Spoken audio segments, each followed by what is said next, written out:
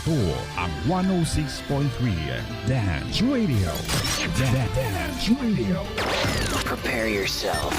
Ang silid-aralan sa radyo, hatid namin ay makabagong paraan ng pagtuturo at kalaman.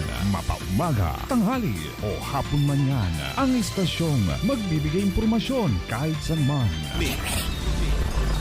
For something big. Alright, here we go. 106.3 Dance Radio.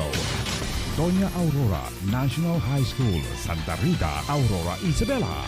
This 106.3 DWDR-FM. Physics, Chemistry, Earth Science, Biology, Biochemistry, Environmental Science. These are some branches of science.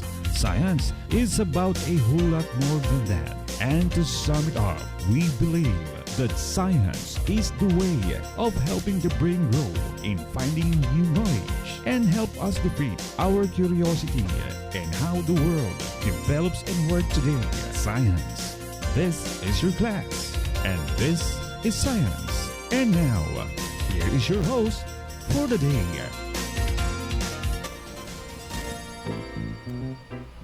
Good morning! Good morning! A wonderful day to all of us!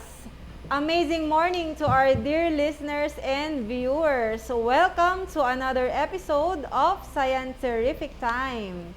Okay, I would like to greet our OIC, Dr. Rodrigo V. Pascua, all the head teachers, especially the head teacher of Science Learning Area, Ma'am Annabel Rodriguez, to the awesome teachers, parents, and especially to our dear grade 10 learners. Hello! Welcome! Ayan. Okay, kasama ko ngayon ang ating mga Science 10 teachers. Sir Ronnie, Ma'am Donna, and Ma'am Riza. Ayan. O, greet na tayo, sir. Okay. Good morning po sa ating mga learners, especially sa mga grade 10 learners ko na hinawakan ang 10 Rutherford, 10 Nara, 10 Mahogany, at 10 Lawan. Good morning sa ating lahat at manatiling makinig dito sa ating RBI at live discussion. Yes. Donna. Okay, good morning. Especially to our grade 10 students sa ating mga 10 Einstein, 10 Mendeleev, and to all listeners. Okay, Ma'am Riza. Ayan, good morning, magandang umaga sa ating lahat. Lalong-lalo na sa ating mga estudyante dyan ng 10 Acacia at 10 Almasiga at sa mga estudyante nating patuloy na sumusuporta sa ating dance radio at saka sa ating Facebook Live. Yes, syempre binabati ko rin ang aking mga 10 Kamagong and 10 Jimilina na ready nang makinig at matuto ngayong araw na ito. Ayan, so and all other grade 10 learners na hindi namin nabanggit. Okay, today we will talk about one of the most controversial topic in science. Yes. Naniniwala ka ba, sir, na nagmula ang lahi ng tao sa unggoy? Kung ako ang pagtatanungin mo, ma'am, hindi ako naniniwala. Siyempre, wala na. Ayaw nating tanggapin, ano? Ayaw natin tanggapin na nagsimula or nagmula tayo sa unggoy. Oo, yan. So, may link ba ang bawat organism sa isa't isa? Masasagot natin yan sa ating topic for today, di ba, Sir Ronnie? Yes, ano ba ito, sir? Okay. So, after today's discussion, Ma'am Jen, the learners are expected to explain the occurrence of evolution. Kung bakit nagkaroon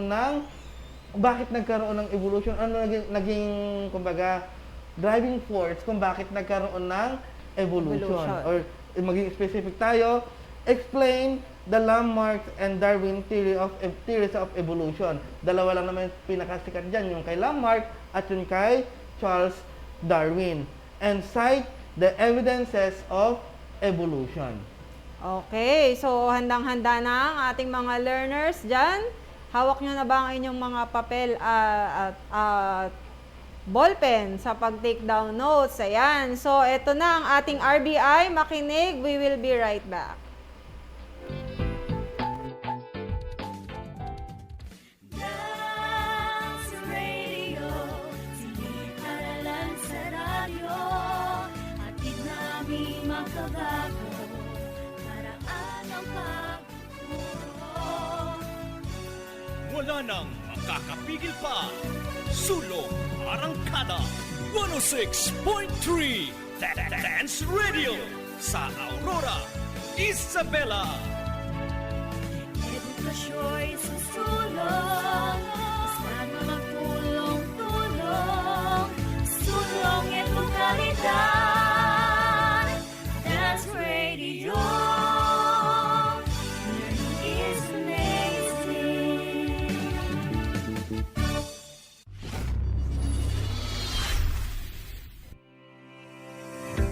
Physics, chemistry, earth science, biology, biochemistry, environmental science. These are some branches of science. Science is about a whole lot more than that. And to sum it up, we believe that science is a way of helping the brain grow in finding new knowledge and help us defeat our curiosity of how the world develops and works today. Science, science, science. This is your class, and this is science. And now, here is your host for the day.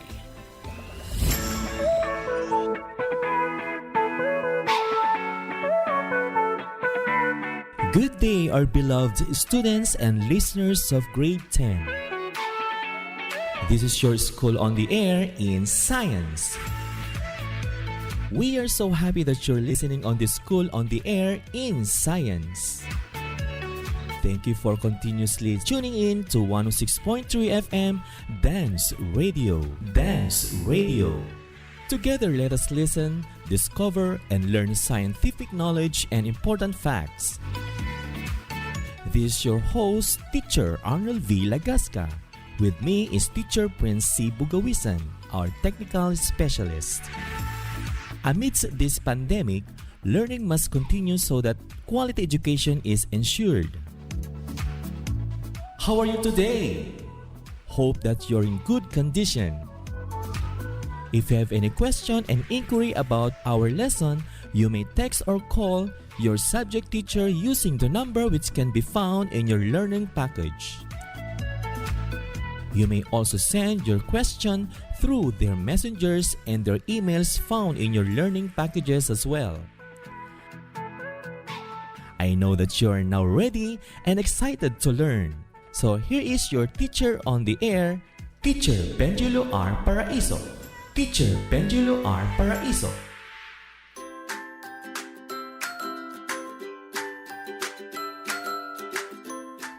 Good day, our grade 10 learners. This is Teacher Benjalu, your teacher on the air.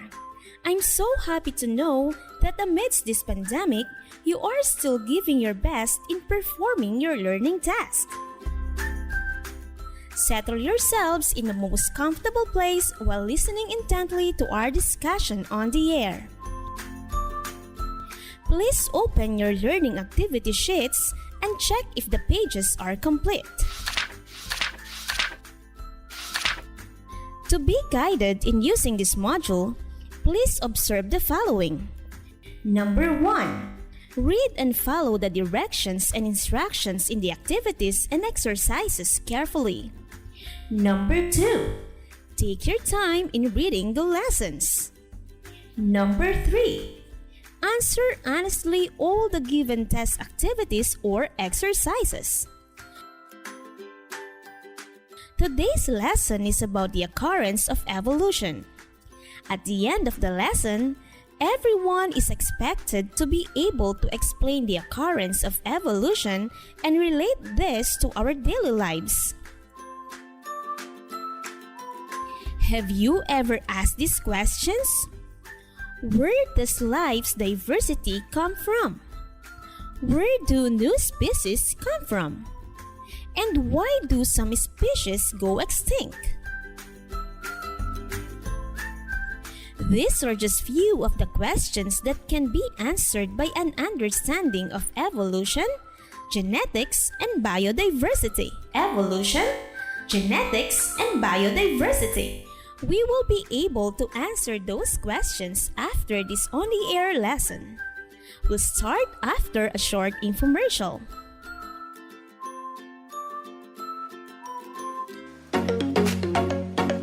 Uy, Pedro! Nagpabakuna ka na ba? Oo naman, Petra. Bakunado na yata to. Dapat ang bawat isa ay mahikayat ng magpabakuna. Bata, matanda, tara na! Tama ka dyan, Pedro. Kung may bakuna, siguradong protektado tayo laban sa virus. Kaya magpapabaksin na rin ako. Tandaan, magpabakuna, siguradong protektado ka. Isang paalala mula sa Tonyang Aurora National High School at ng himpilang ito. It's Science Time! You are listening to Teacher Benjulu.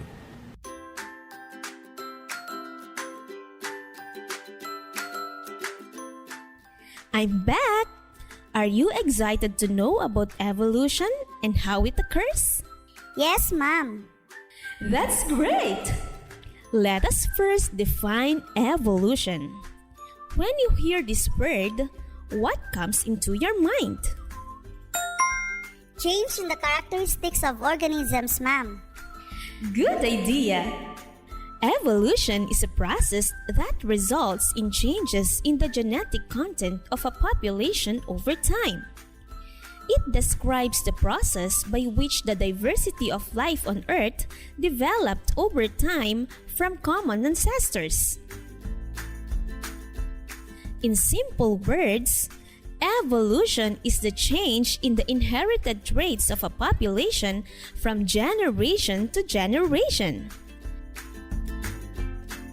When living organisms reproduce, they pass on to their offspring a collection of traits. These traits may be tangible and obvious. Can you give an example? The patterns in a butterfly's wing or the number of scales on a crocodile, ma'am. Correct! But they also include characteristics such as very small details like the sequence of a nucleotide bases that make up an organism's DNA. Take note that evolution takes place when particular genetic sequences change in a population. These changes are inherited across successive generations. Why does evolution occur within a population? Remember, a population is a number of all the organisms of the same group or species who live in a particular geographical area and are capable of interbreeding. Evolution occurs within a population because individuals have different sets of these traits that affect their ability to survive and reproduce. Exactly! For example, some individuals may be better at finding food, hiding from predators, or attracting mates. Can you name some of these organisms? Snakes, lizards, and butterflies, ma'am. Very good! Those organisms with traits that help them survive and reproduce are more likely to pass genes responsible for those traits to the next generation, a process termed natural selection. Natural selection. Over time, distribution of characteristics in the population change, reflecting a change in the genetic makeup of the population. Is that clear, my dear learners? Yes, ma'am. That's great! We will discuss the theories of evolution after a short break.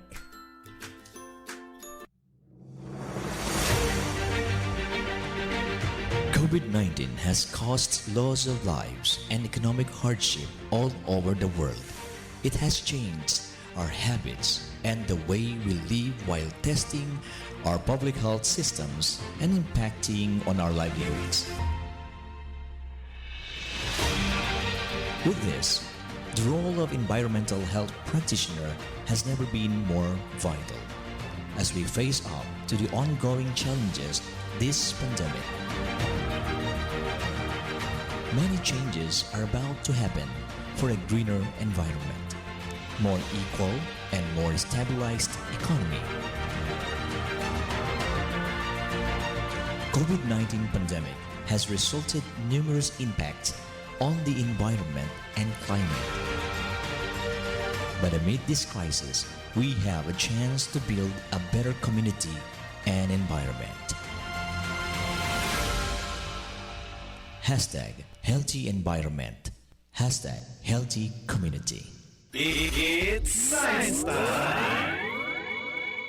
You are listening to Teacher Benjulu.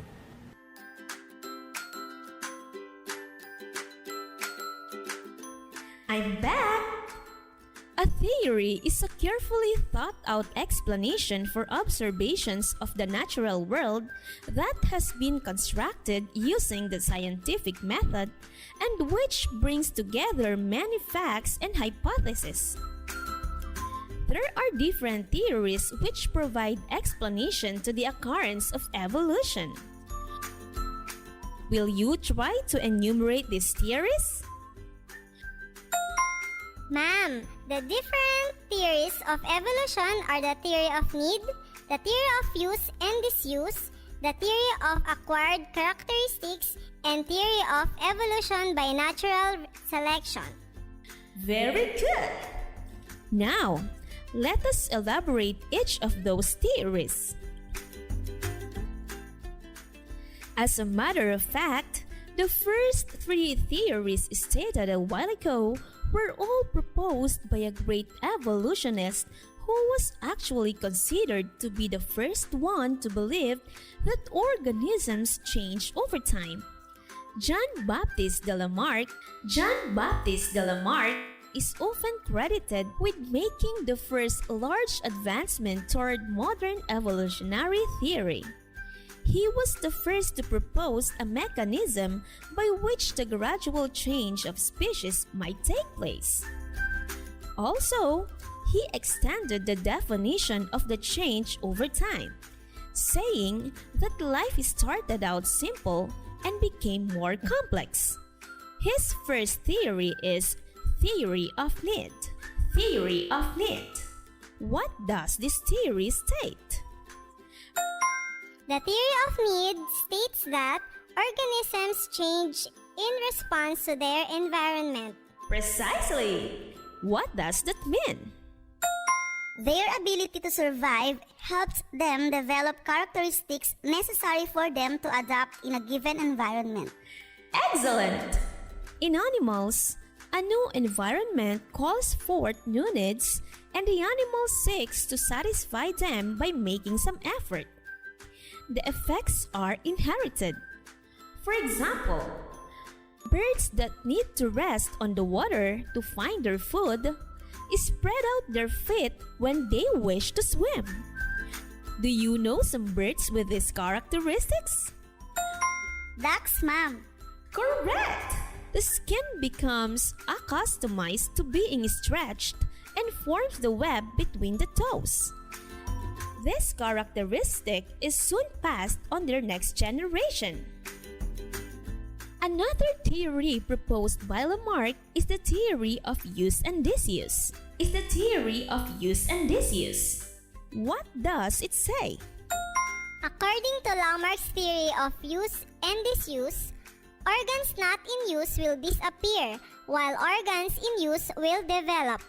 That's right! Lamarck took giraffes as example. He believed that before, giraffes have short neck. However, seeking to browse higher and higher on the leaves of trees on which they feed, stretches their necks. As a result of this habit, continued for a long time in all the individuals of the species, the giraffe's front limbs and neck have gradually grown longer. This characteristic is believed to be inherited by the next generation. How about the third theory proposed by Lamarck? The theory of acquired characteristics, ma'am. That's right! Associated with Lamarck's first two theories, it states that If an organism changes during life in order to adapt to its environment, those changes are passed on to its offspring. He said that change is made by what the organisms want or need. For example, Lamarck believed that elephants all used to have short trunks. When there was no food or water that they could reach with their short trunks, they stretched their trunks to reach the water and branches, and their offspring inherited long trunks. So, those are the theories proposed by Lamarck. However, those theories were rejected by many theorists. Why do you think the said theories were rejected? The theories proposed by Lamarck were rejected because the changes that occurred in the organisms were not innate, therefore they cannot be inherited, ma'am. Very good idea.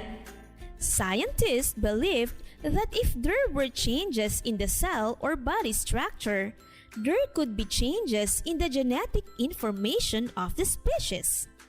That alternation in genetic information bring changes to an organism, and only such can be inherited and passed on to their offsprings. Is everything clear on the theories of evolution proposed by Jean-Baptiste de Lamarck, my dear learners?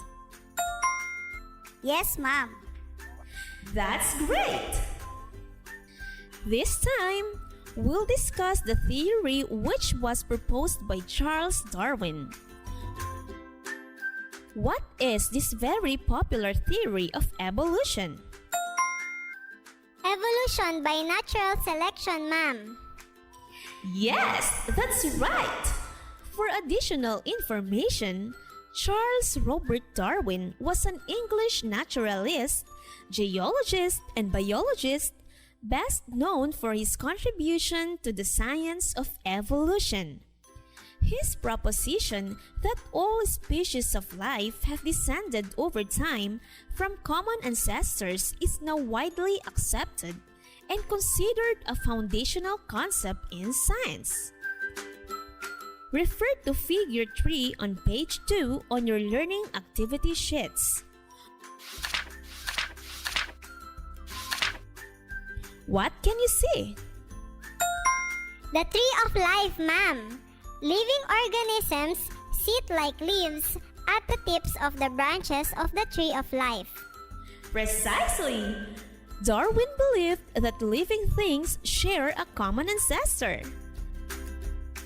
All organisms are related to one another, no matter how different they seem, as illustrated in the tree of life. Again, refer to Figure 4 on the same page. What do you see?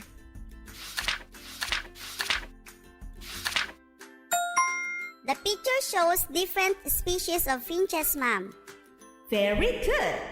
Now, describe the finches. The different finch species have different beak structures for different food types, ma'am. Precisely! The abundance of finch species in an island was somehow related to the type of available food for these birds.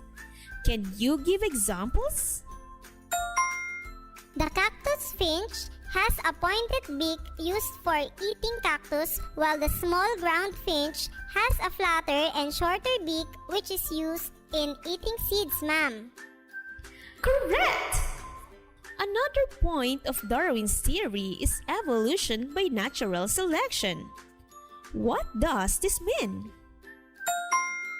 In natural selection, environmental factors promote survival of the fittest and eliminates the less fit, ma'am. Absolutely! This theory is sometimes described as survival of the fittest. Survival of the fittest.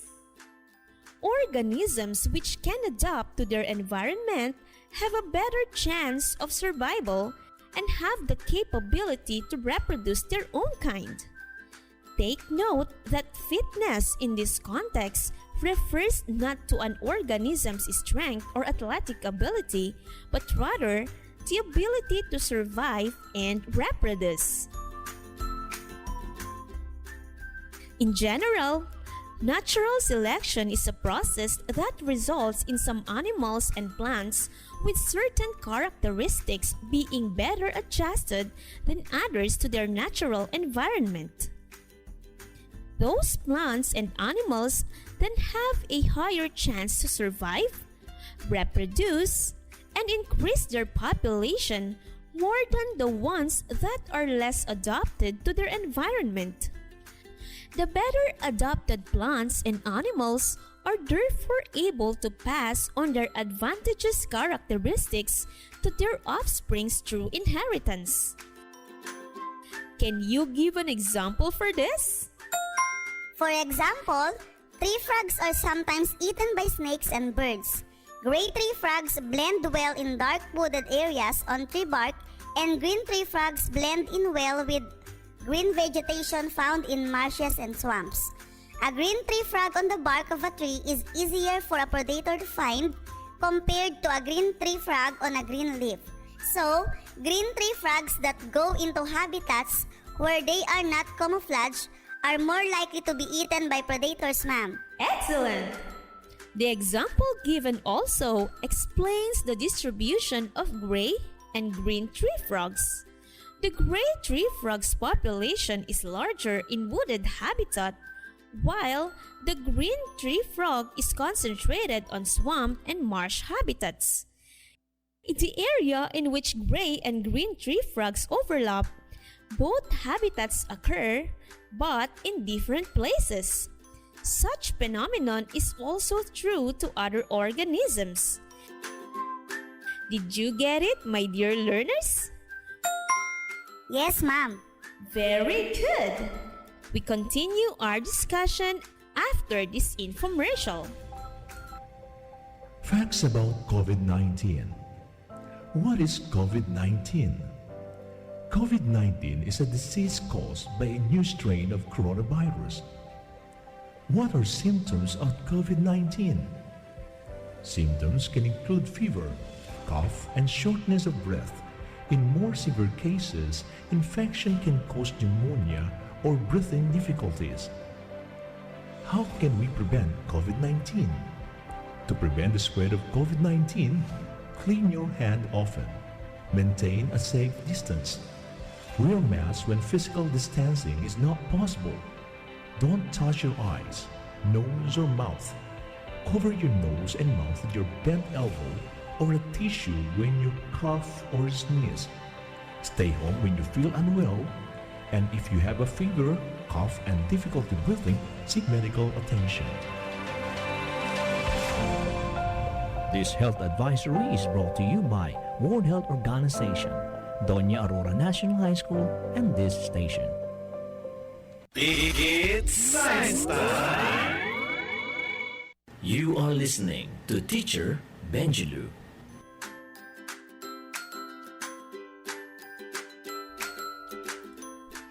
I'm back!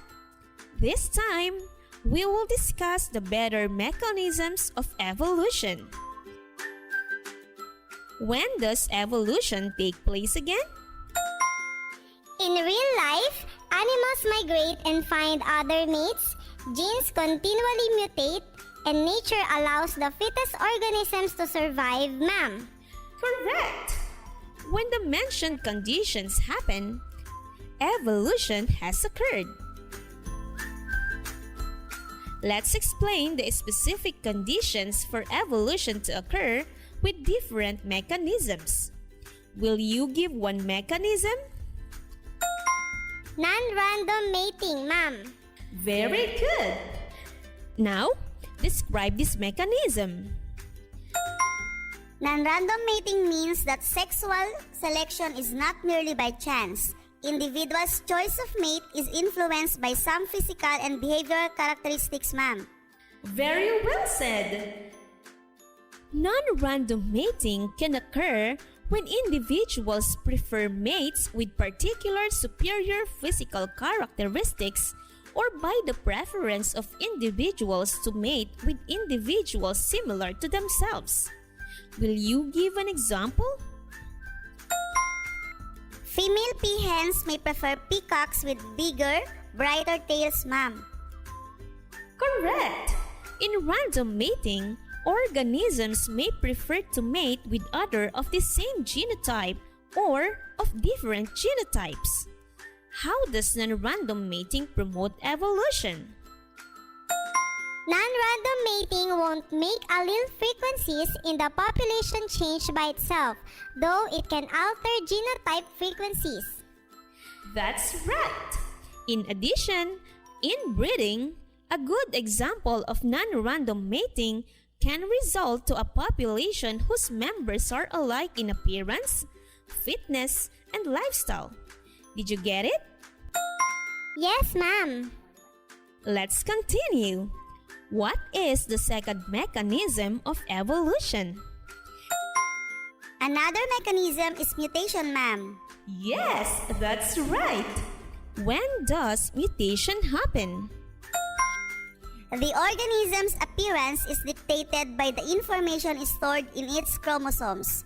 So, if the chromosome's structure or gene composition is changed, the appearance of the organisms will also be changed, ma'am. Precisely.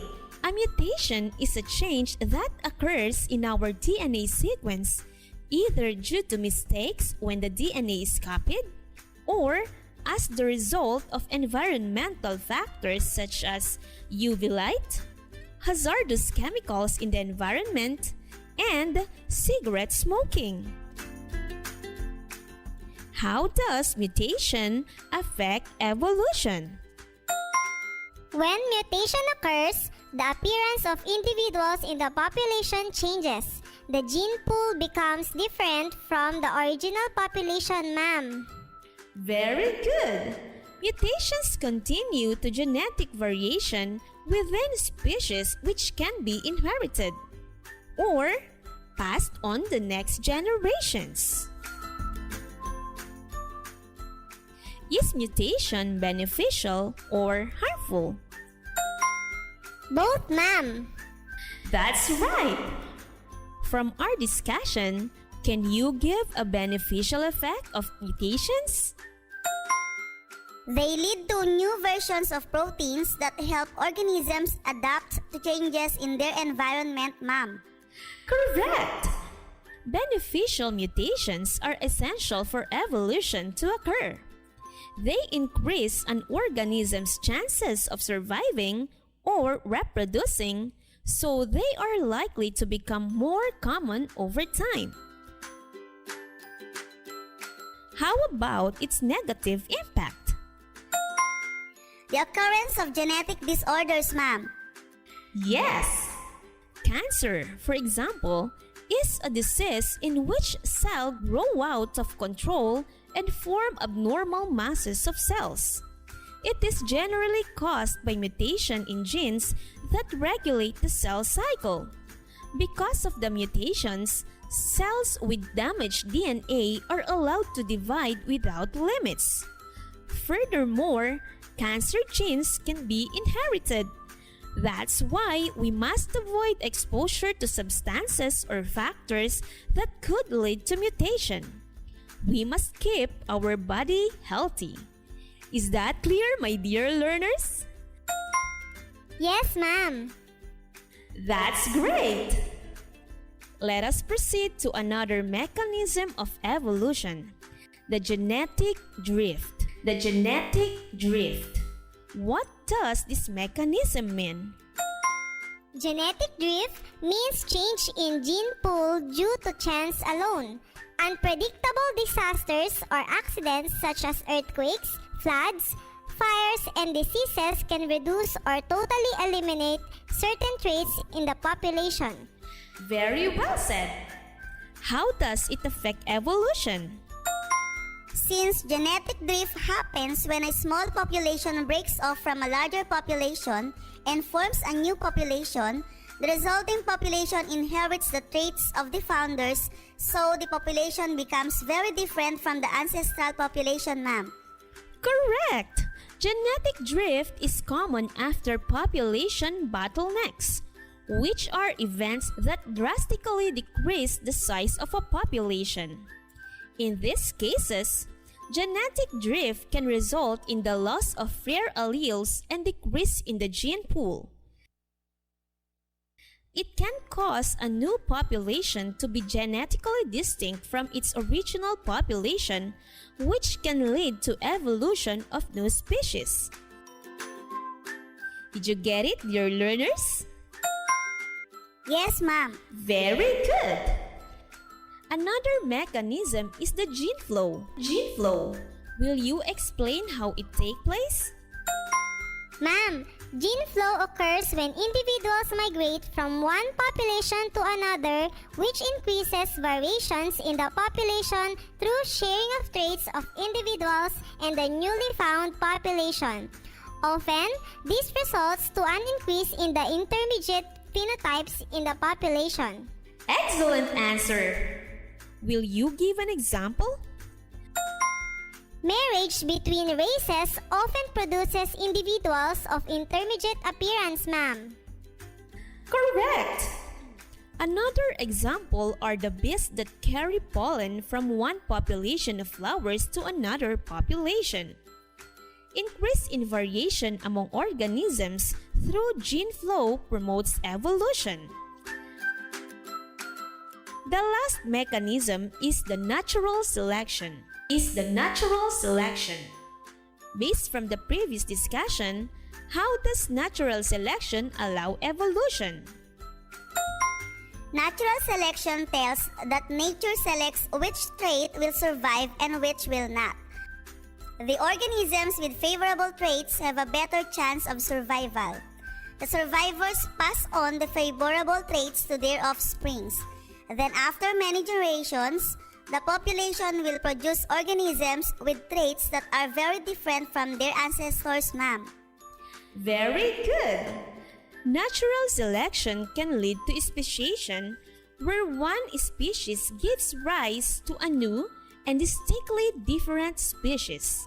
It is one of the processes that drives evolution and helps to explain the diversity of life on Earth.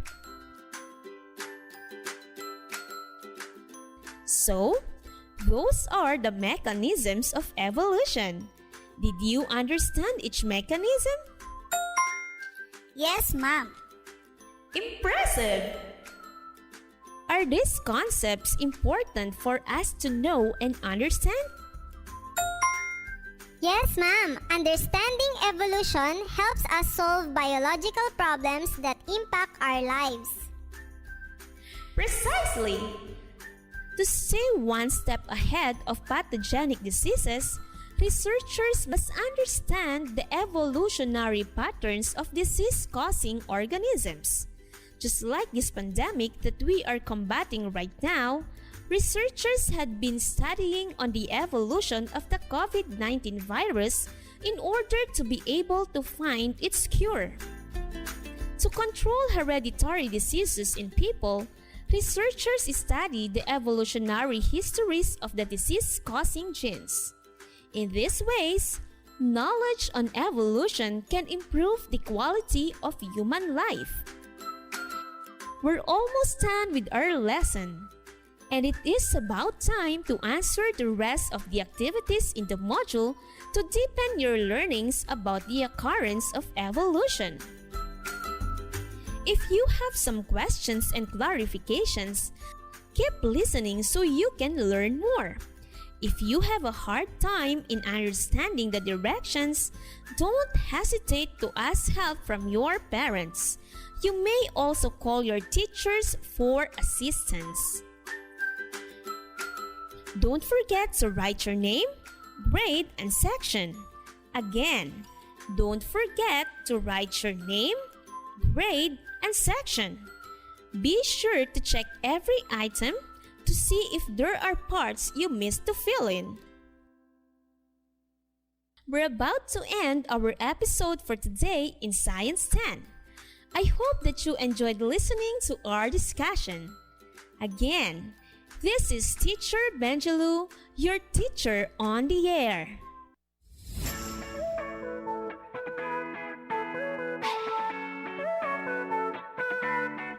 You have just listened to Teacher Benjilu R. Paraiso.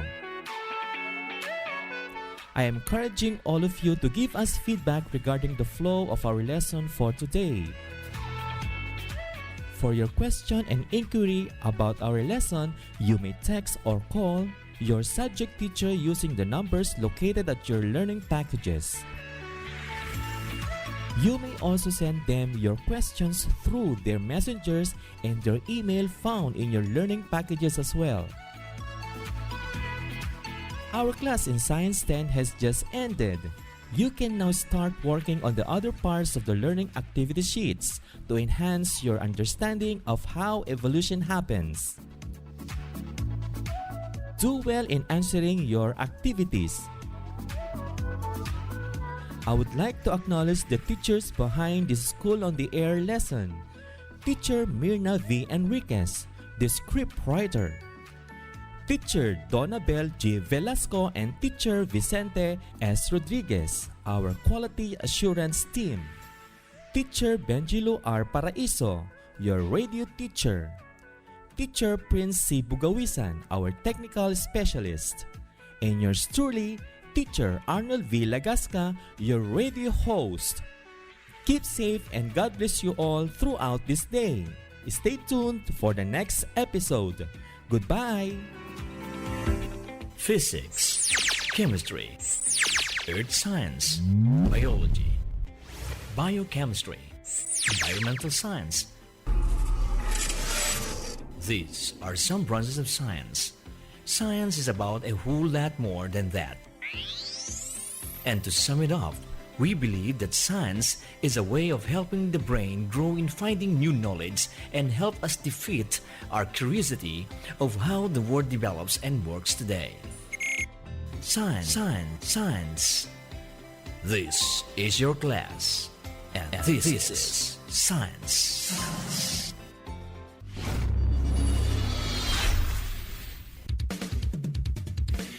Dance Radio, sinipalalan sa radyo, atid namin makabago, paraan ang pagtuturo.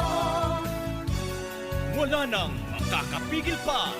Sulong Arangkada 106.3 Dance Radio sa Aurora, Isabela.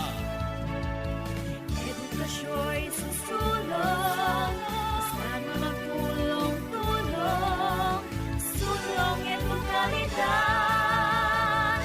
Dance Radio, learning is amazing. Hello! Hello! We're back! Ayan. Ayan. Kumputan tayo ng oras. Okay, so thank you for listening, our dear learners. Ayan, Okay. marami kayong siguradong napulot na mga concepts dyan sa ating RBI lesson. Diba, sir? Okay.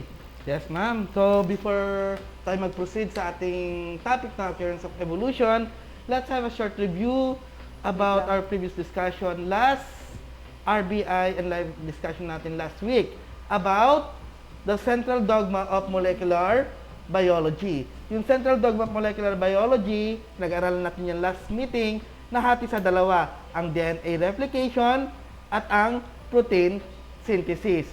Wherein, dun sa protein synthesis, andun yun, transcription and translation. Yung transcription, yung pagko-code ng DNA papunta sa messenger RNA, at yung translation, yun na yung paggawa ng protein.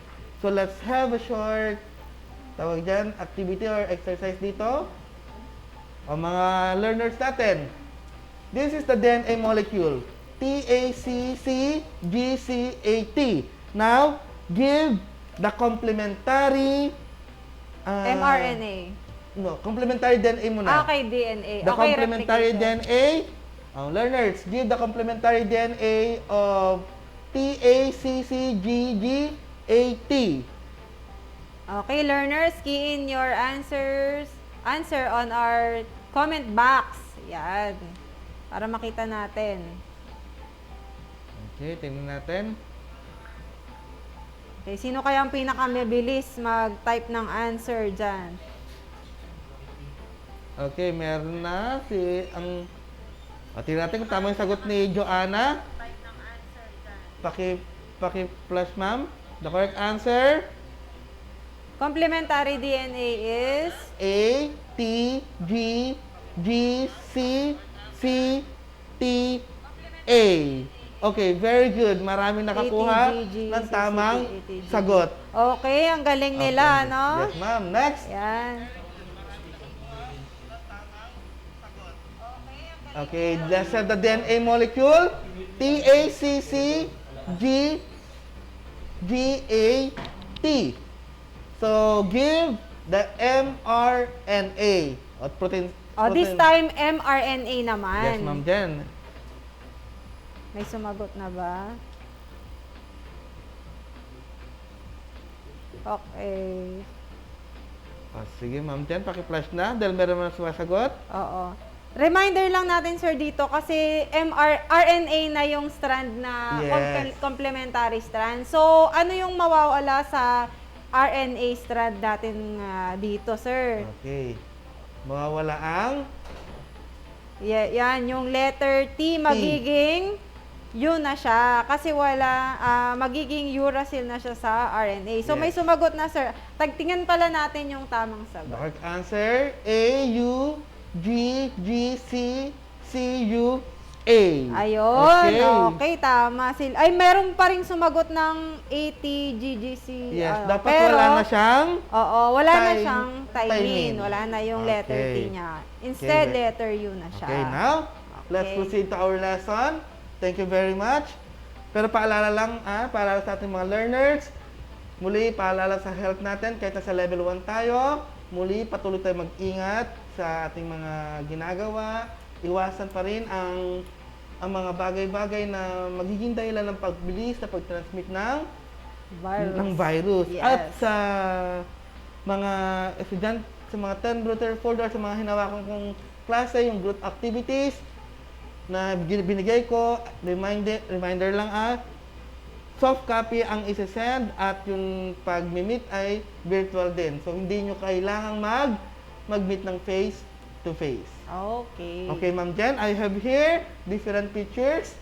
Identify mo ngayon, Ma'am Jen. Okay, sir, I can see giraffes. Maraming giraffe. Yes, ma'am. Anong describe mo, Ma'am Jen? May grupo ng giraffe na mahaba yung leeg, mas matatangkad sila, at meron din maiksi lang yung leeg, sir. Okay, next.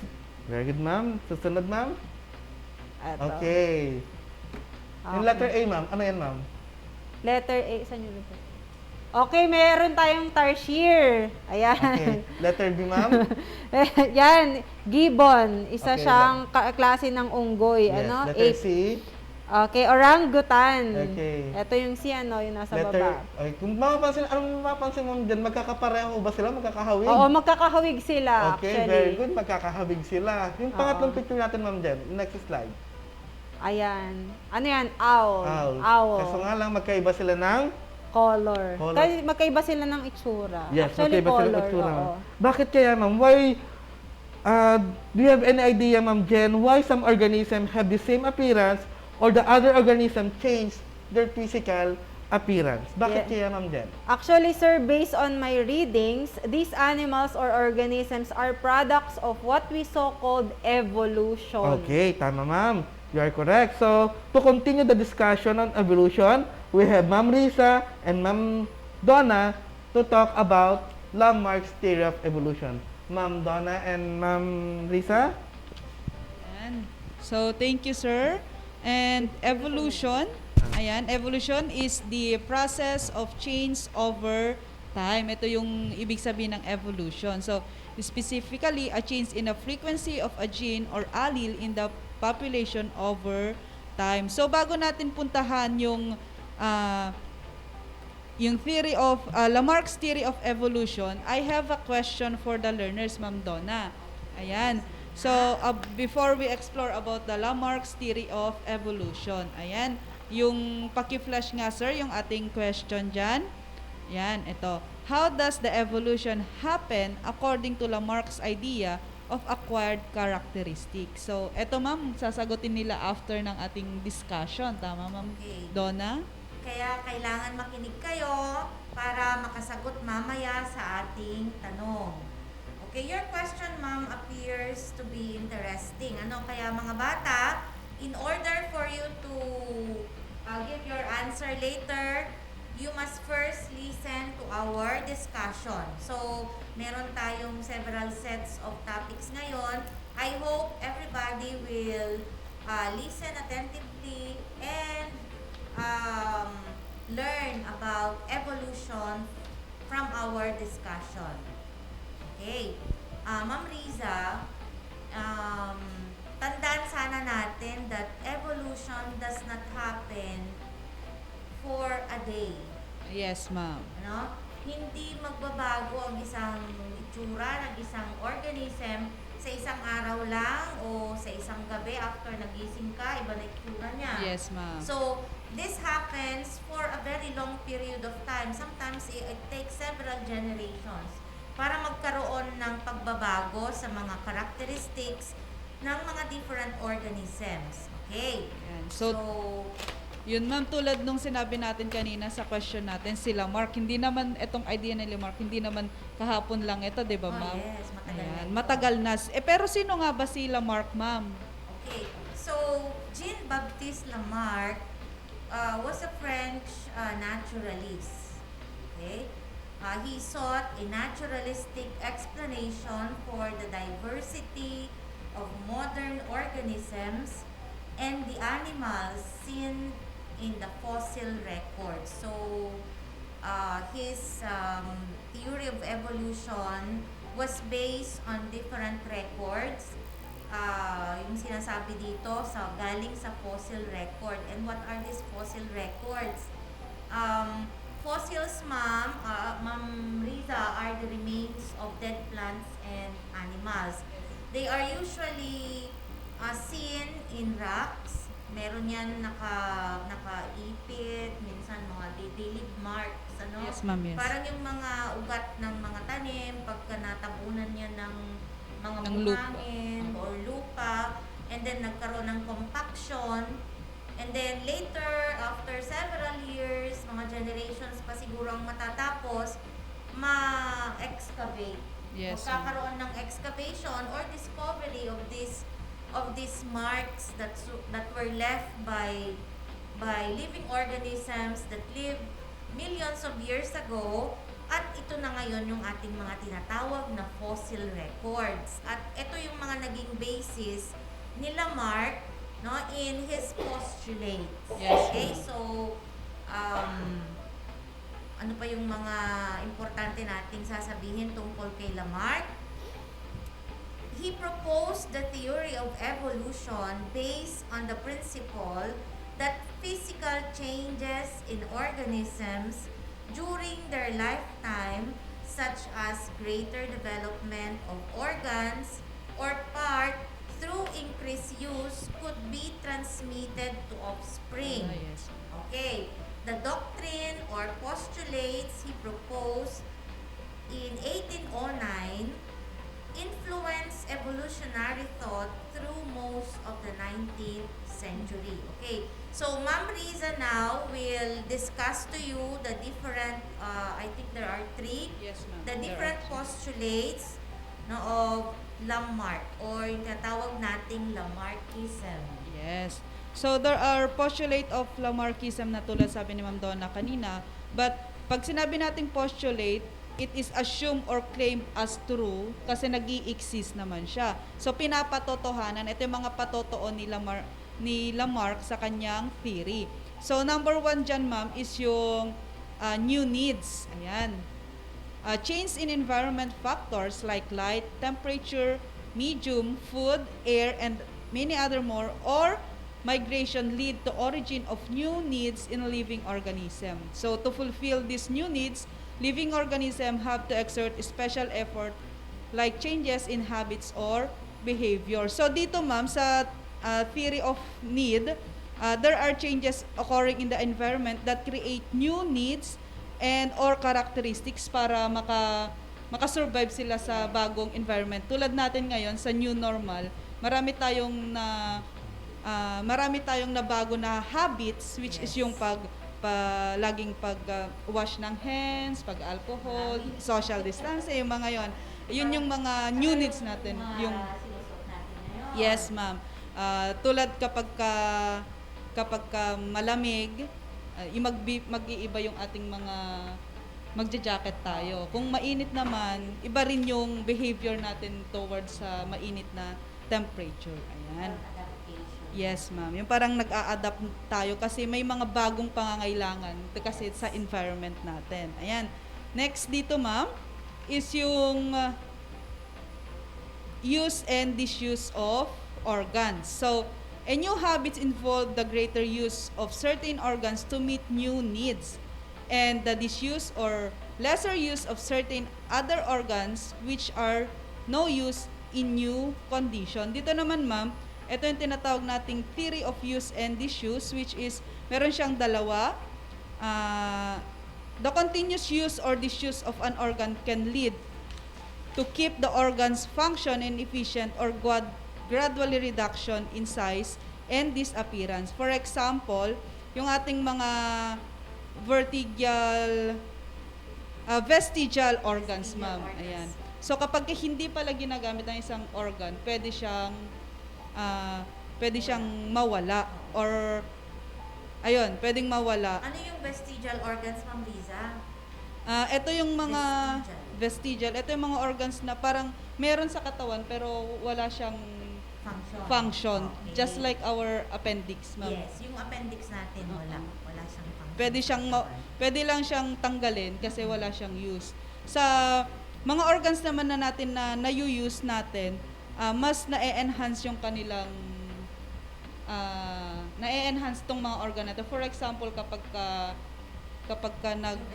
nag-exercise tayo, ganun, ma'am, na-enhance yung mga muscles natin. Kaya yung mga nag-gym, lumalaki yung muscles nila, yung mga ganun, ma'am. So, na-enhance siya kapag laging ginagamit. Yes, ma'am. Tulad ng Ma'am Riza, di ganun yun. Yung mga karpentero, yung mga gumagawa, yung mga laborer, di ba? Yes, ma'am. So, most of the time, gumagamit sila ng physical exertion, they use the muscles. Kaya pag nakita natin ang katawan, yes, ma'am. Medyo malalakas, may shape. Saka malakas sila. Yes, ma'am. Ayan, tulad din ng mga habit ng mga bata natin kung palagi silang nagbabasa ng kanilang mga modules, mas na-enhance yung memory nila, ma'am, sa pagsagot ng ating mga modules. So, ibig sabihin, hindi lang sa katawan. Yes, ma'am. Pati memory natin. Pang-function ng brains natin. Mas kapag lagi nagbabasa, ayan, laging tandaan, anak, na kapag lagi nagbabasa ng module, yung ating habit sa study habit, ayun, mas na-enhance. Nagbabasa, pwede siyang pwedeng makalimutan, ma'am. Kaya lagi natin tinatandaan sa mga anak natin na laging magbasa ng magbasa. So maganda pala pag laging nagbabasa, yes, ma'am. enhance ang reading skills. Yes, ma'am. O yan, tandaan mga anak, itong mga postulate pala nila, Mark, is pwede din natin ma-apply ngayon. Applicable siya sa learning. Yes, ma'am. And number 1 is the effect on environment. The change in temperature, sabi natin kanina, pwedeng magpabago ng behavior sa organ natin or magkaroon tayo ng ma-develop yung new characters natin. Tulad ng mga halaman, di ba, ma'am? Kapag from Baguio, malamig doon, tapos pupunta ng Isabela, pwede siyang maka-adapt. Yes, acclimatization. Yes, ma'am. Pwede siyang mag-adapt sa environment natin. Yun yung yes, ma'am. Magkakaroon siya ng new characteristic na dapat para makapag-adapt siya nga sa environment natin. Ayun. So, next is the inheritance of acquired characters. He believed that the favorable acquired characters are inheritable and are transmitted to the offspring so that this born fit face the changes in environmental condition and the chance of their survival are increased. So, dito naman, ma'am, ito yung tinatawag nating theory of acquired characteristics. So, the character acquired by the organism are inherit to the next generation. Pwede siyang maipasa. So, thus, in every generation, new characters are added and species get modified to a new one. So, pwede niyang ma-adapt at pwede pa niyang ma-enhance tong mga ito to get modified as a new one. Kaya nagkakaroon ng mga panibagong characteristic natin. Parang sa mag-asawa, no? Yung... Paano ba yun, ma'am? Ay.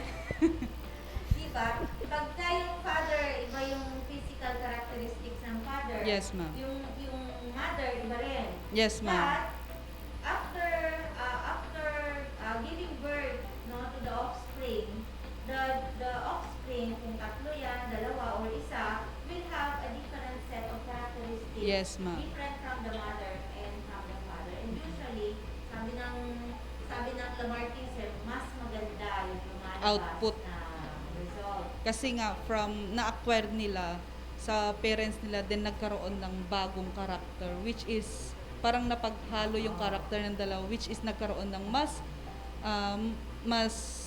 maganda yung kanilang kinakalabasan. Yung result niya na mas maganda na i-enhance. Yes, ma'am. So, from this postulate of Lamarck, mayroon siyang mga ebidensya, ma'am, bakit niya nasabi itong tatlong postulate na to, yung new needs, yung acquisition of new characters or organs, or inherited of acquired characteristics. Ayan. So, ano nga ba yung mga ebidensya niya, ma'am? Adona? So, the different postulates of Lamarck were based from different evidences. Yung mga evidences natin, syempre, nakikita natin yan, or they are observed from the organisms that lived long time ago, and compared to the different organisms which are present as of today. Yes, o yung current organisms natin, sinubukan nilang i-compare yan. So, dun niya nakuha yung mga ideas na nag-evolve siya, nagbago siya. Yes. No? So, let us try to identify some of these characteristics of different animals that serve as evidences in Lamarckism. Okay, number 1, we have letter A, giraffe. Okay, ancestors of giraffes are supposed to be deer-like, quadrupedal, grazing upon the grasses in Africa. So, ang ibig sabihin ng quadrupedal, 4 ang paa. Siyempre, may nagbago ba sa 4 na paa ng giraffe ngayon? Wala pa naman. Ganun pa rin. So, as of pa now, rin 4 pa rin ang paa. So, due to the disappearance of the ground vegetation in Africa, kasi sa Africa sila dati, yes, ma'am, and availability of trees in Africa, long neck and long four-limbed giraffe developed from the short neck and small four-limbed deer-like ancestor. So, pag makita natin dito sa figure na nandito sa ating screen, yung left side, yung left animal dyan, that is how a giraffe look like. Yung maliit, ma'am. Mababa. Pati yung leeg nila. Yes, mas shorter ang legs sa harapan, mas shorter din ang neck. Yes, ma'am. Pero dahil nawala yung mga grass sa Africa and only bigger trees, no? So yung serve as their food. So, ano ang tendency ng movement ng neck nila? Tataas din. Is to move upward, yes, no? ma'am. Parang sa trees, 'di ba? Yung trees natin, tumataas yan in time. So habang tumatangkad yung tree, so the more that they are going to reach the leaves for their food. So ang nangyayari din, ang tiklay. Yes, ma'am. Alam niyo yun, sa Ilocano yun. Ilocano yung tiklay. word na tiklay. Ititiklay niya, itataas niya yung mga legs niya sa harapan. Yun yung tinatawag nating forelimb. No? Pag sinabi nating limbs, these are the legs. No? Pag yung forelimb, these are the front legs, and the hind limbs, ito yung mga legs natin sa likod. So this is now the reason why giraffes have very long legs, four limbs, no? Yes. And very long neck. Okay? Yun pala yun, ma'am, kung bakit mahaba yung kanilang leeg at mahaba yung kanilang mga paa sa harapan. Parang ano yun, nag-adapt sila sa new needs nila. Sa kung anong ino-offer ng environment na kinalalagyan nila noon. Okay? So let's have the second one. Yes. The evolution of or yung snakes, ma'am. Example, yung snake natin. Ayan. Yes, Papresuan nga muna tayo sa mga bata natin. Ayan. Sa mga nakakita na ng mga snake, diyan sa ating mga learners. Ayan, mag-press 1 nga tayo kung tayo ay nakakita na ng mga ahas. Ahas, 'di ba, ma'am? Ahas. Ahas, snake. Mag-press 1 tayo, guys, kung nakikinig pa yung ating mga learner kasi Tingnan natin, baka wala na sila. baka copy-paste lang yung kanilang mga section, ma'am, eh. Ayan. Marami-rami pa sila, ma'am. 81 pa sila. Ayan, Marami 80 pa plus. tayong listeners. Okay. So, example natin, ma'am, yung snake. Ayan. Yes, ma'am. Okay, itong mga snake. So, usually, ang tanong natin, walang legs ang mga snakes, di ba? Yes, But ma'am. before, sabi nung source natin, they had legs before. Oo, yes, ma'am. Yes. Ancestors of limbless. So, ito na naman yung limbless na tinatawag natin. Limbless. Ang limb class are the legs. Pwedeng limb din ang mga arms. Yes, ma'am. Pag sa tao, ang ating mga arms and legs are the limbs. Pag sa animals, ito yung mga forelimb sa harapan and the hind limbs yung nandoon sa likod. Of snakes were lizard-like reptiles with fully developed pentadactyl limbs. Okay, ito na naman yung mga words. So, pentadactyl limbs, ito ibig sabihin, ang limb ay mga daliri or mga paa or kamay na merong 5 daliri. So, penta means 5, dactyl means the digits or the fingers. Okay, so limbs na merong 5 daliri. Due to continuous disuse of limbs and stretching of their bodies to suit their creeping mode of locomotion, limbless snakes evolved. So, ganun pala. So, dati pala, ma'am, meron silang mga limbs. Yeah. May mga paa at may paa sila, may 4 Pero silang paa. sabi niya nawala eh. Yes, ma'am. Kasi may may theory tayo na noon daw, yung mga ancestors. Yes, ma'am. Na yung out of fear ng mga snake sa mammals, kaya sila gumapang para hindi sila makita ng mga mammals, 'di ba? Parang natakot sila kasi nga baka patayin sila, ganon. Yung mga naghahunt ng mga animals. Kasi So, smaller animals sila. yes, ma'am. Nung kasi, yes, ma'am. Tsaka yung mga ancestor natin talagang sila, naghahunt sila ng animals to survive din. So dahil nga doon, nag-crawl lang sila, then sumuot sila sa mga maliliit na mga butas, sa mga maliliit. Kaya hanggang sa natanggal yung hindi na nila ginagamit. Kasi Kaya ito yung sinabi ni postulate ni Lamarck na use and disuse theory. So Yes, nagkaroon ma'am. ng disuse kaya nawala. Yes, ma'am. Okay. So, let's have another one and I think this will be the last. So, ancestors of modern horse used to live in the areas with soft ground and were short-legged with more number of functional digits. O ayan, marami siyang daliri. Yes, ma'am. At maiiksi ang kanilang mga paa o yung mga limbs.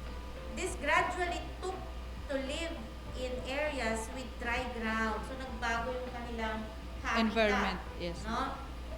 Dati, Soft. malampot yung lupa, but nagkaroon ng pagbabago sa natural habitat nila until such time tumigas yung lupa, but it was accompanied by a change. Yes. Nagbago yung kanilang mga bilang ng daliri, nagbago yung kanilang mga length ng limbs.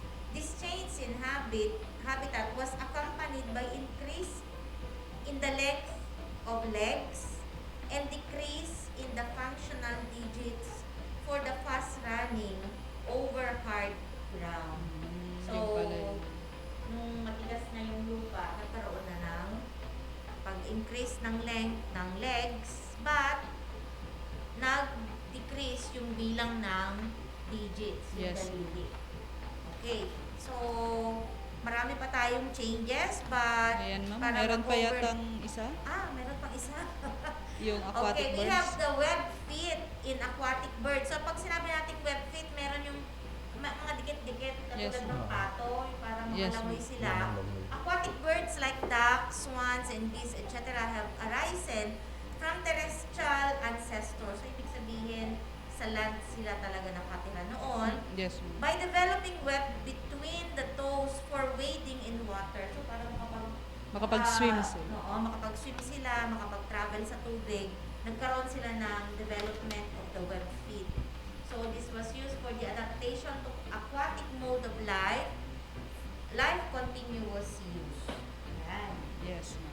So, ang dami marami pa, kaya lang, lilimitahan natin sa 3 or 4 because of our time.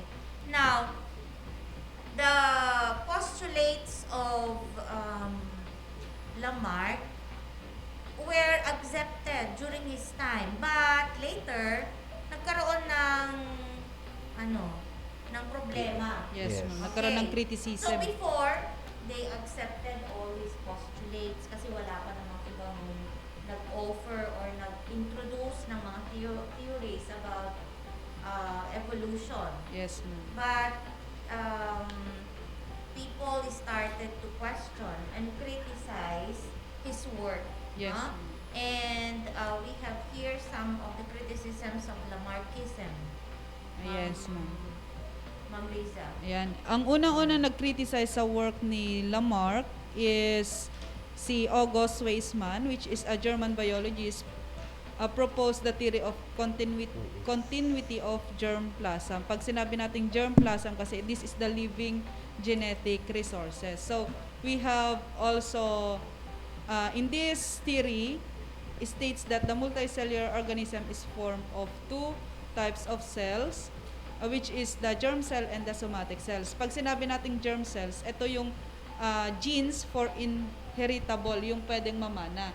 Nandun yan sa, Ma'am Lisa, nandyan yan sa mga egg cells Yes, ng ma'am. females at nandoon sa sperm cells ng males. Yes, ma'am. Na pwedeng maipasa yung mga genes nila. Kasi nandun yung genes natin. Then, sa somatic cells naman, ito naman yung particular genes of particular organ during one lifetime only. Okay. Ayun. Yan na yung somatic cells, yan na yung cells sa ating mata, sa Yes, ating ma'am. ilong, sa different parts of the body, except for our egg cell and the sperm cell. Yes. So, Lahat yung yan somatic. yes, ma'am. Yung germ cell natin, hindi siya pwedeng maapektuhan na environment natin, only Yes. the somatic cells. So, dapat as link between the generation is through germ cell and somatic cells are not transmitted to the next generation. So, kapag ka nabawasan ng isang kamay nung tatay mo, hindi ibig sabihin na yung ipapanganak ng mother mo, yung offspring nila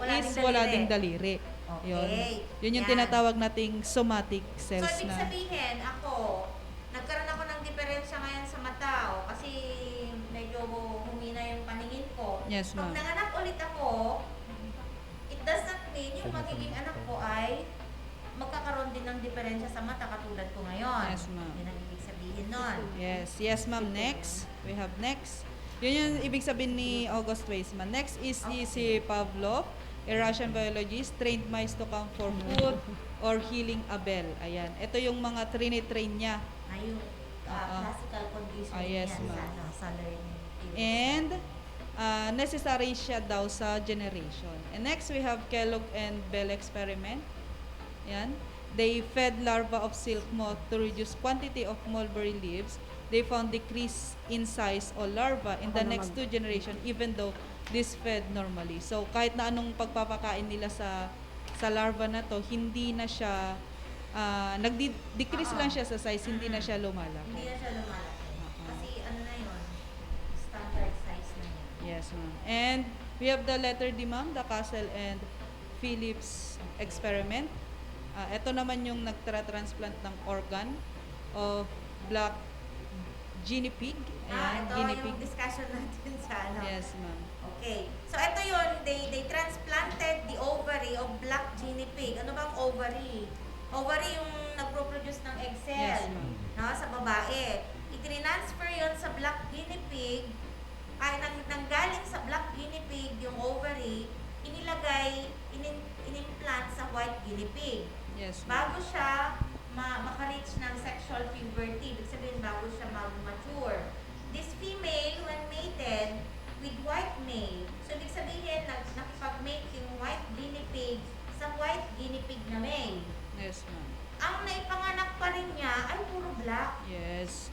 Kasi, ang ibig sabihin, the observation shows that the environment does not influence germplasm or yung ano ba yung environment ng ovary. Ang environment ng ovary na pinaglagyan sa kanya is the white guinea pig. Yes, ma'am. Yun na yung parang environment ng ovary na nilagay, pero nanggaling yung ovary sa black. Yes. Ang environment niya ngayon, yung white na guinea pig, that's environment, magiging black pa rin yung makapanganak. Yes, ma'am. Yun yung mga criticism kay Lamarck.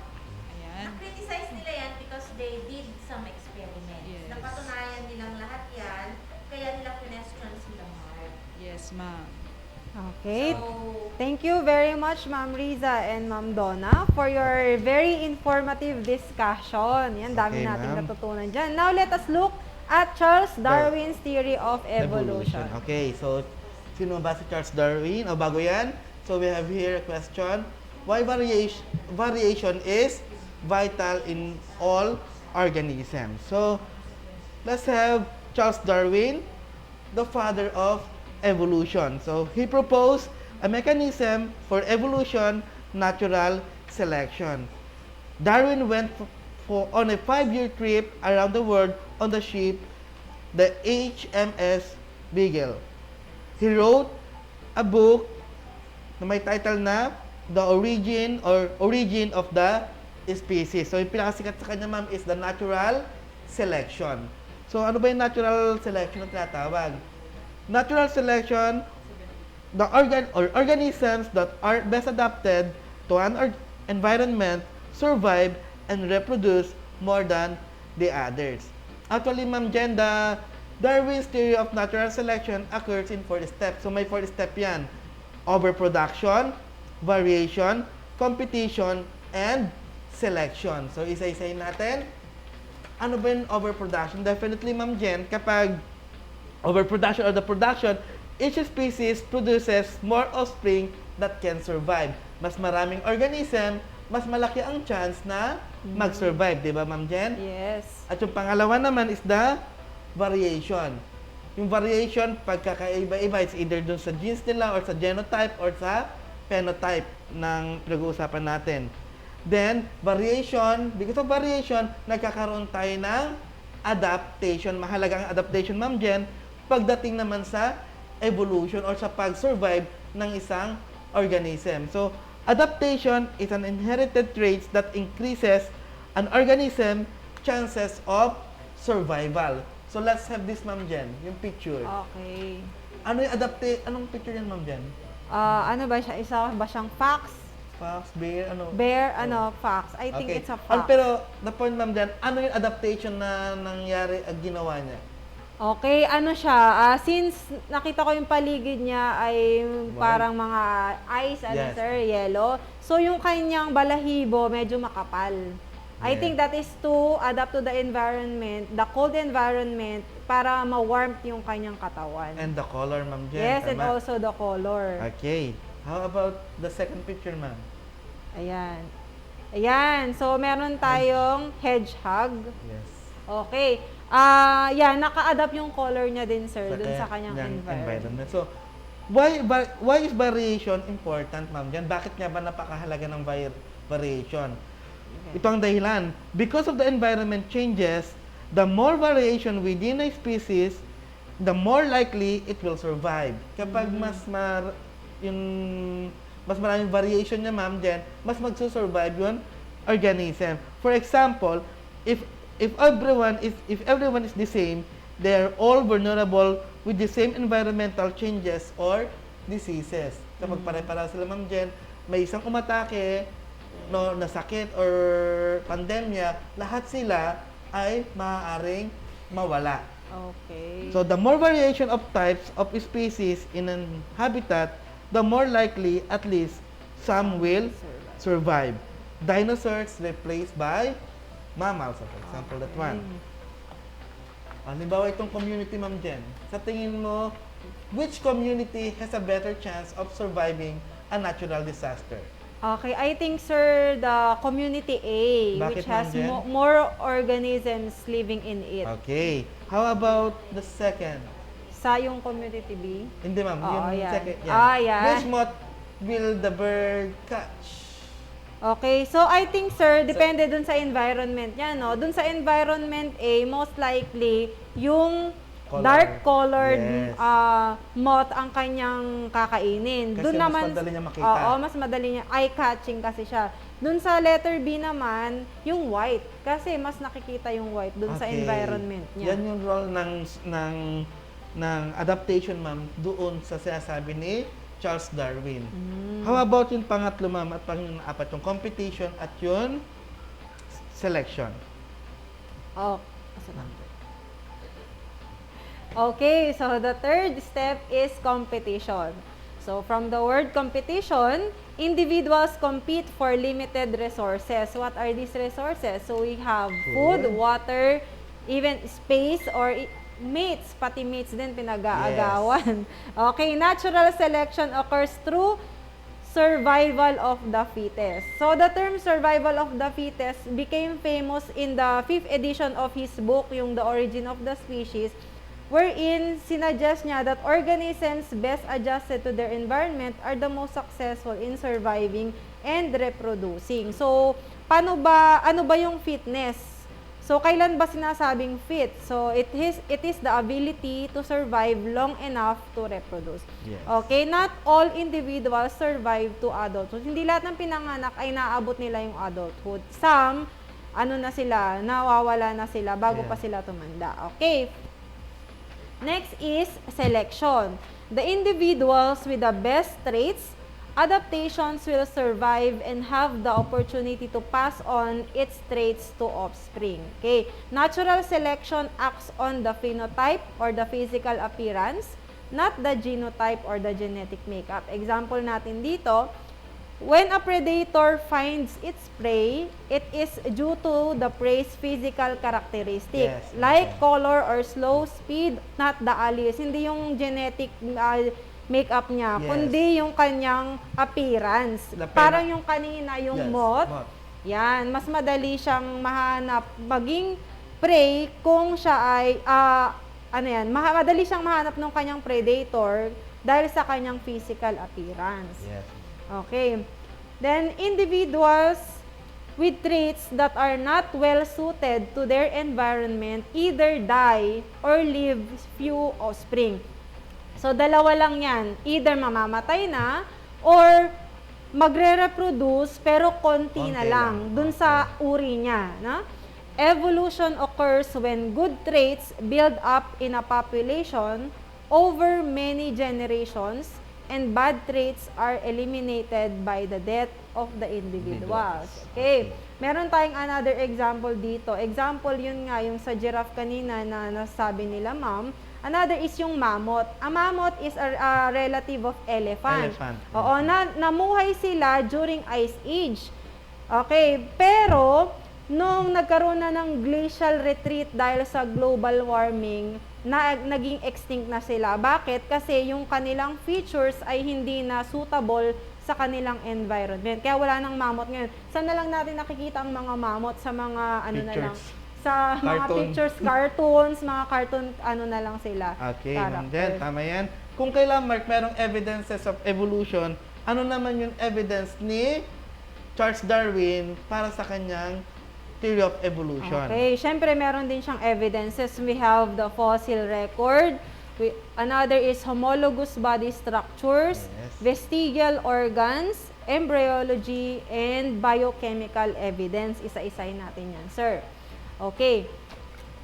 So we have the first one is fossil records. Since human, tayong mga nagre-research, we do not live that long, ganun kahaba. Darwin and other scientists rely on fossil records, or these are the remains or imprints of organisms from earlier geological periods.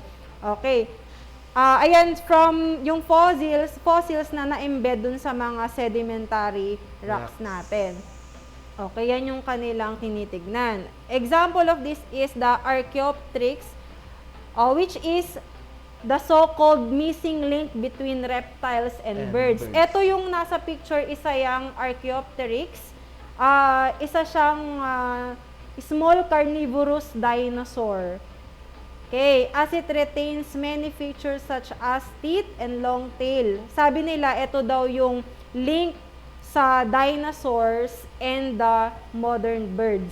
Yes. Okay, siya yung kasi may yung features niya, nagpapakita na parang dito nang galing yung mga modern birds natin. Okay, 12 specimen have ever been found. 12 lang ang nakita nila na fossils niyan. That are from the Jurassic of Bavaria. Yan, during the Jurassic period, dating back 150 million years ago. Okay. We also have biogeographic. Familiar na sila dito, sir, no? Kasi first quarter? Yan, pinag-aralan na yan ng first quarter. Wherein, yan, fossil records shows the link between the organisms. Yan. And meron din tayong homologous body structures. What are homologous body structures? Similar? Yes, they are similar anatomy in different types of animals because of common ancestor. Example dito, yung sa tao, ayan, etong limb natin, yung sinabi ni ma'am kanina, pentadactyl limb, may 5 digits tayo. Okay? Example niyan, bat, dolphin, horse, birds, ayan, turtle, nandyan, monkey. Ayan, ito yung tinatawag nating pentadactyl limb. Okay. So, kung mapapansin ninyo, iba-ibang organisms, pero mayroon silang similar feature or similar anatomy. Ayan. So, it suggests that, that vertebrates limb plants subsequently adapted by modification for their different uses. Next is vestigial organs. These are leftovers, sabi nga nila ma'am kanina. Ayan, can you explain this? A phyton with a pelvic bone. May pelvic bone si python. Meron remain siya kasi sinasabi na yung kanyang mga ancestor ay merong pelvic bone. Pero dahil hindi na ginagamit sa kanya or hindi na meron pa rin sa kanya pero hindi na usable, hindi na ginagamit. Okay, gaya ng appendix, yan, wings ng mga flightless birds, and even the pelvic bone of whales. Ito, may pelvic bone din ang whale. Ayan. Next naman, sir. Okay, yung next is the embryology, or mapapansin natin, ma'am, embryos of all vertebrates are similar on early stage. Diba mapapansin natin, ma'am, pare-pareha sila ng embryo. Yes, embryo niya. Yun yung pang-apat ba? At yung pang-5 naman, yung last, the biochemical evidence. DNA with similar sequence suggests species are closely related. Ito yung sinasabi nila kung bakit tayo nagsimula or bakit daw nag-evolve ang tao sa chimpanzee. Because humans and chimpanzees share more than 98% of identical DNA sequence. Just imagine na human and chimpanzee, 98% na magkaparehas ang DNA. Only the 2% makes us human. Yes. Kumbaga kung ilalatag mo yung kanyang DNA sequence, meron lang sigurong 5 or 4 or na magkakaiba doon sa proteins doon sa kanyang DNA structure. Pero mayroon ko nabasa, nagko-complain din daw ang mga chimpanzee, ayaw din daw. Ayaw nila? Ayaw din daw nila. Ayaw nilang maging kamukha tayo. Okay. Oo. Ayan. Kung babalikan natin, ma'am, yung dalawang theory, kailan Mark gumamit siya ng use and disuse. Transmission of acquired characteristics, increasing complexity, at kailang Mark no extinction. Okay. Samantalang kay Darwin, variation, inheritance, differential survival or survival of the fittest, at nag-extinct yung mga organism. Okay, yes, sir. So, marami na naman tayong natutunan for this day. Ayan, see you again next week mga anak for our another episode of Scientific Time. Thank you everyone. Goodbye. Bye.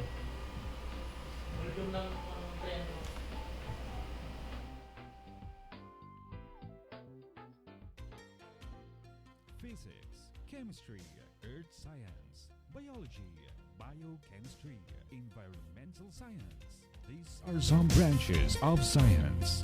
Science is about a whole lot more than that. And to sum it up, we believe that science is the way of helping the brain grow in finding new knowledge and help us defeat our curiosity and how the world develops and works today. Science. This is your class, and this is science. And now, here is your host for the day. Ito ang 106